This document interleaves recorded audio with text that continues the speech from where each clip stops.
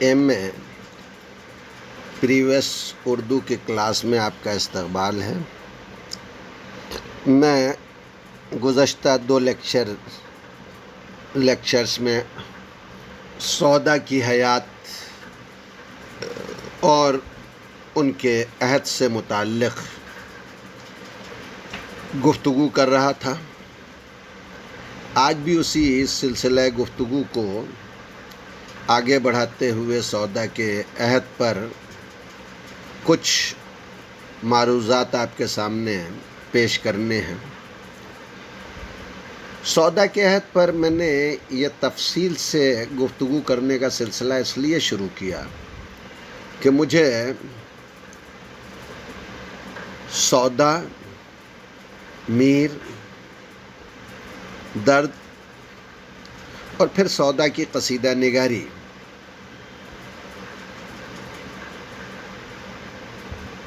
یہ آپ کے سامنے آپ کے سلیبس میں ہے اور آپ کو پڑھانی ہے۔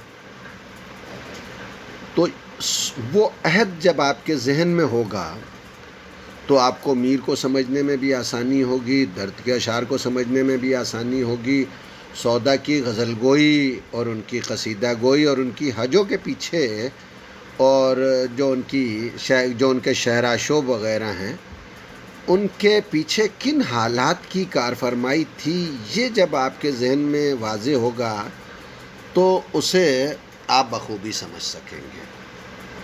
اس لیے میں ذرا تفصیل سے سودا کے عہد پر بات کر رہا ہوں۔ سودا اس عہد سے تعلق رکھتے ہیں جو اردو کی ادبی تاریخ کا یوں تو عہد زرعی ہے، لیکن سیاسی اعتبار سے یہی دور سب سے زیادہ کشمکش کا دور بھی ہے۔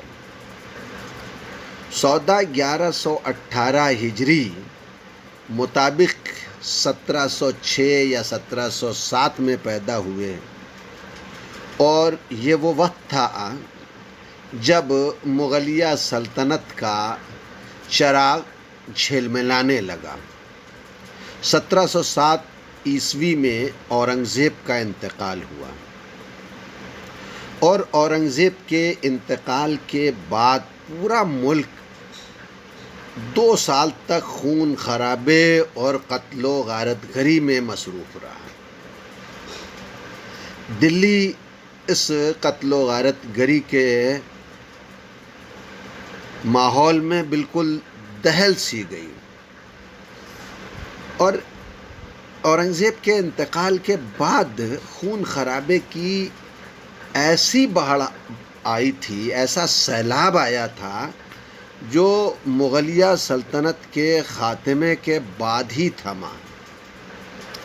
1719 عیسوی میں فرخ سیر کو اندھا کر کے قتل کیا گیا تو سودا کی عمر جو ہے وہ تقریباً 13 سال یا 12 سال تھی۔ ان ہنگاموں کو دہلی کے انہوں نے اپنی آنکھوں سے دیکھا۔ ظاہر سی بات ہے کہ 13 برس کی عمر جو ہے وہ کوئی بہت کم نہیں ہوتی۔ اس کا اثر کچھ نہ کچھ ان کے شعور پر ہوا ہوگا، لیکن یہ تو ابتدا تھی، ابھی تو بہت کچھ سودا کو دیکھنا باقی تھا،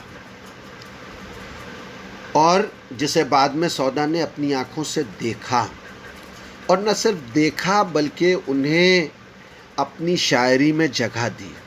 ان تمام دلدوز مناظر کی تصویریں اگر آپ سودا کے کلام کو بالاستیاب پڑھیں تو جا بجا بکھری ہوئی جو ہے وہ ملیں گی۔ اگر آپ ان کو جمع کریں تو اس عہد کی پوری تاریخ بن جائے۔ فرخ سیر کے بعد محمد علی شاہ دہلی کے تحت حکومت پر متمکن ہوا۔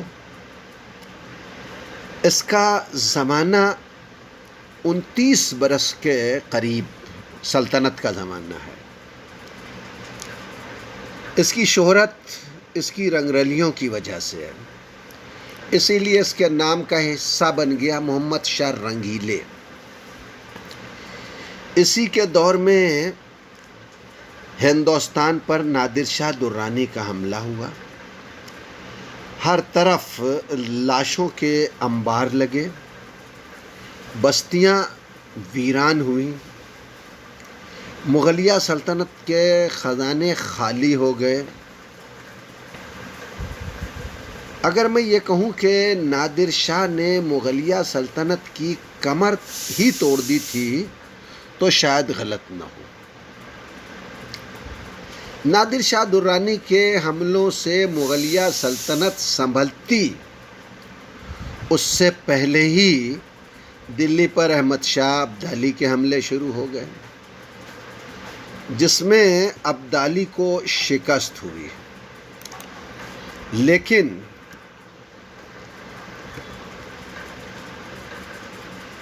1748 میں محمد شاہ رنگینے کا انتقال ہو گیا۔ یہاں اس کی وضاحت کرتا چلوں کہ محمد شاہ رنگیلے کے انتقال کے وقت تک سودا دہلی میں بحیثیت شاعر اپنا ایک مقام بنا چکے تھے، انہیں شاعر کی حیثیت سے جو ہے وہ مقبولیت اور شہرت مل چکی تھی، جس کا ثبوت دیوان زادہ میں مل جائے گا۔ دیوان زادہ میں اس زمانے کے جو طرحی مشاعرے ہوتے تھے، ان طرحی مشاعروں میں سودا کی غزلیں موجود ہیں۔ محمد شاہ رنگیلے کے انتقال کے بعد جب احمد شاہ تخت نشین ہوا تو اس کے تخت نشین ہوتے ہی امراء اور رؤساء کی سازشوں نے دہلی میں زور پکڑنا شروع کر دیا۔ مرہٹوں اور جاٹوں نے اس کمزوری کا فائدہ اٹھا کر اپنے حملے تیز کر دیے اور ایسی تباہی مچائی کہ ابدالی کو موقع ملا اور اس نے پھر دلی پر حملہ کیا، اور اب جو احمد شاہ ابدالی نے دلی پر حملہ کیا تو ایسی تباہی اور ایسی بربادی مچائی کہ لوگ موت کی دعا مانگنے لگے۔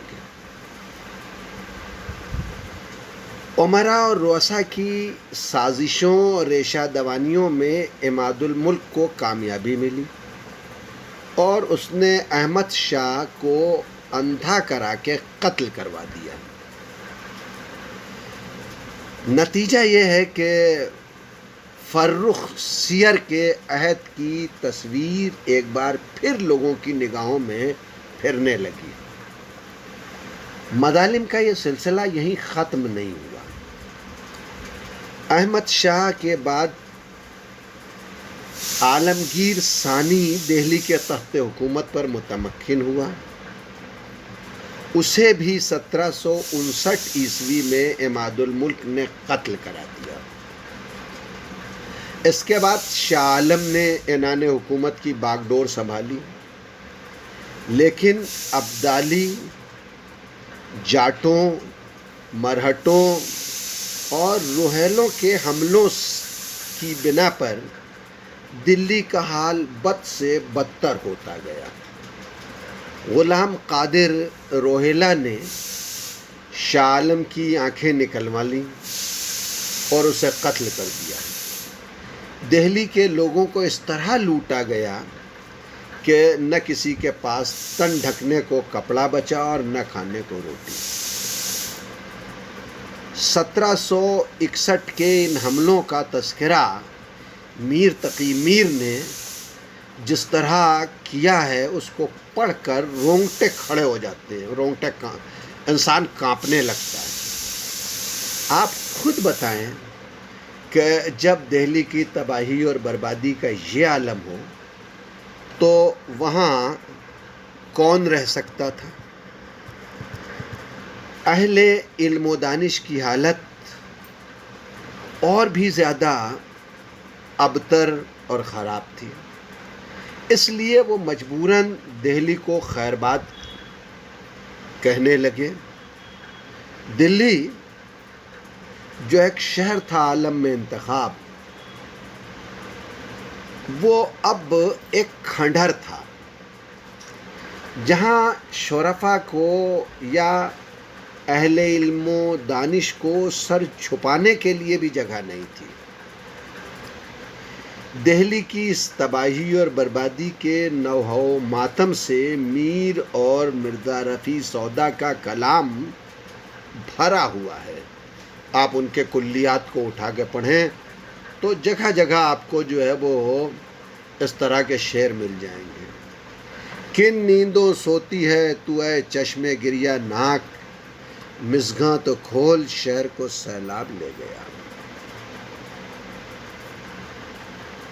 شہاں کے کہلے جواہر تھی خاک پا جن کی، انہی کی آنکھوں میں پھرتے سلائیاں دیکھیں۔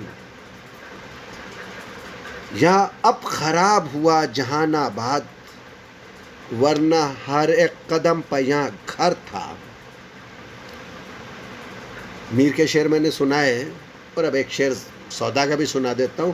دلی میں آج بھیک بھی ملتی نہیں انہیں، تھا کل تلک دماغ جنہیں تاج و تخت کا۔ انہی ہنگاموں میں 1760 یا 1762 تک جو ہے وہ سودا جیسے تیسے دلی میں رہے،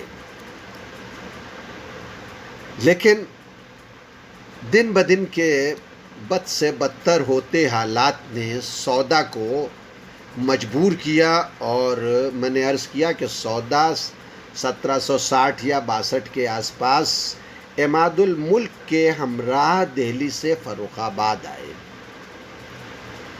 یہاں نواب احمد خان بنگش کے دیوان مہربان خان رند نے انہیں عماد الملک سے جو ہے وہ گزارش کر کے روک لیا، اور وہ تقریباً 10 برس کے قریب فروخ آباد میں رہے۔ لیکن نواب احمد خان بنگش کے انتقال کے بعد جب فروخ آباد کے سیاسی حالات خراب ہونے لگے تو وہ اپنے مہربان خان رند سے اجازت لے کے اودھ چلے آئے۔ میں یہاں یہ عرض کروں کہ سودا فروخ آباد جتنے دن بھی رہے، وہ 10 برس رہے ہوں، 12 برس رہے ہوں، یا کچھ اور عرصہ رہے ہوں، یہ طے ہے کہ سودا آرام سے رہے، انہیں کوئی تکلیف نہیں ہوئی۔ میں نے گزشتہ لیکچر میں جو ہے وہ مہربان خان رند کے ہاں جب سودا تھے تو آپ کو اس کی تفصیل سنائی تھی، میں اسے دوہرا کے آپ کا وقت ضائع نہیں کرنا چاہتا۔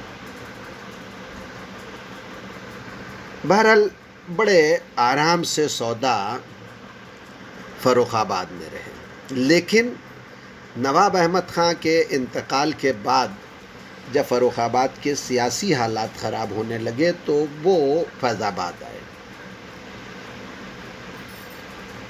فیض آباد میں بھی انہیں بہت چین سے یا سکون سے رہنا نصیب نہیں ہوا۔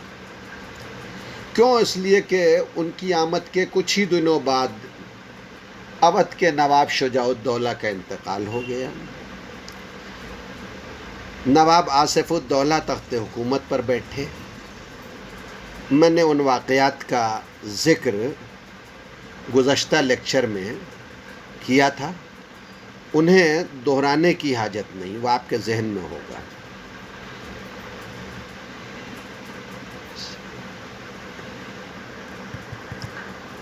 یہ 70 اور 80 سال کی تاریخ کا بہت مختصر جائزہ تھا جو میں نے آپ کے سامنے پیش کیا۔ اس کا نگاہ میں، آپ کی نگاہ میں سودا کو، میر کو پڑھتے ہوئے، درد کو پڑھتے ہوئے، یا قائم چاند پوری کو پڑھتے ہوئے، میر سوس کو پڑھتے ہوئے آپ کی نگاہ میں رہنا بہت ضروری ہے۔ اس لیے بھی ضروری ہے کہ یہی اس عہد کے شعراء کی شاعری کا پس منظر ہے۔ بات مجھے ان سب کے حوالے سے تو کرنی نہیں ہے، سودا کے حوالے سے گفتگو کرنی ہے، اس لیے میں اپنی بات کو سمیٹ کے یہ کہوں کہ سودا کو سمجھنے کے لیے بھی اس پس منظر کا آپ کے ذہن میں ہونا بہت ضروری ہے۔ سودا نے اپنی شاعری میں جس طرح کی تشبیہات، استعارے، علامتیں یا اشارے استعمال کیے ہیں، وہ سب اسی پس منظر کی دین ہے۔ اگر آپ کے ذہن میں سودا کی شاعری کا یہ پس منظر نہیں ہوگا تو سودا کی شاعری کو کما حقہ سمجھنا آپ کے لیے آسان نہیں ہوگا۔ سودا کی شاعری میں اگر تلخی ہے یا سودا کے مزاج میں اگر تلخی ہے، جھنجھلاہٹ ہے، کب یا بے چینی ہے، یا سودا کی شاعری میں سودا کے مزاج کی جمالیات میں کوئی نفاست اور نازک خیالی ہے، تو وہ سب اسی تاریخی نشیب و فراز اور شکست و ریخت کے سبب ہے جس سے سودا گزرے تھے۔ آج کے لیے اتنا ہی۔ آپ نے میری گفتگو سنی، اس کے لیے آپ کا شکریہ۔ ہم پھر ملیں گے سودا کی شاعری پر گفتگو کرنے کے لیے بہت جلد۔ تب تک خدا حافظ۔